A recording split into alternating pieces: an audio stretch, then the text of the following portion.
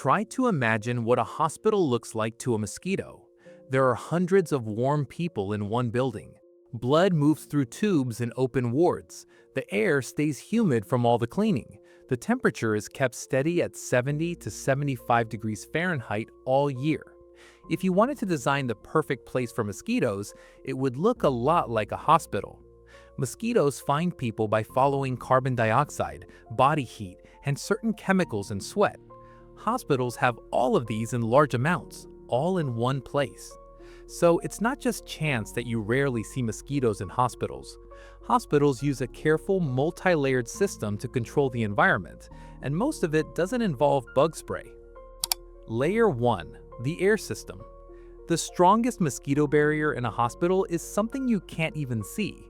Modern hospitals use a positive pressure ventilation system, as engineers call it. This simply means the air inside is always being pushed out. Through every door, gap, or crack, air flows out rather than in. When a mosquito tries to enter, it meets a wall of moving air and can't fly through it. But that's not all.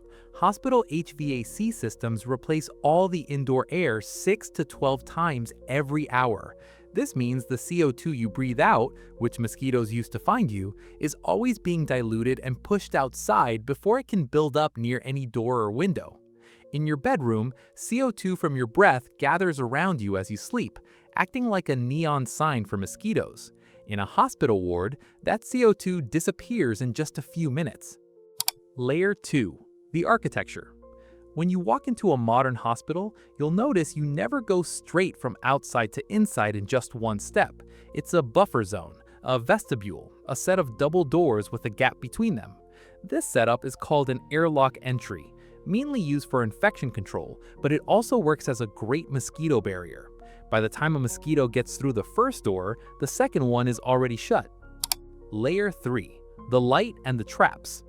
Hospitals use lighting types that mosquitoes don't like or find confusing. In areas such as loading docks, utility rooms, and other entry points, hospitals install UV light traps. These devices attract mosquitoes with special light, then kill them on an electrified grid or a sticky pad. These traps run 24 hours a day, silently, invisibly. You've probably never noticed one. Layer 4. Zero standing water. Mosquitoes don't just need you for blood. They need water to breed, specifically still, standing water. Inside a hospital, you won't find any standing water. Floors stay dry and drains are sealed or treated. If water ever collects, it's dealt with right away. Without anywhere to breed, even if a mosquito gets inside, it can't start a population. It would just be a single lost insect. Layer 5. The perimeter. And the final layer happens outside the building. Hospital grounds crews carefully manage plants and grass near entrances. There is no tall grass and no standing water in planters or gutters. They often use approved pesticides around the building's foundation. So before a mosquito even reaches the doors, it has to get through an area designed to keep it out. What's even more interesting is that it wasn't always like this. Before the 20th century, hospitals were some of the worst places for mosquitoes. People often caught malaria inside hospitals. Soldiers and Civil War field hospitals were bitten frequently and contracted mosquito-borne infections on top of their wounds. Hospitals today are mosquito-free not because of better chemicals, but because we completely changed the environment inside them. That difference is really important. Hospitals didn't beat mosquitoes by fighting them directly.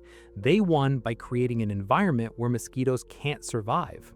This is a whole new way to think about pest control.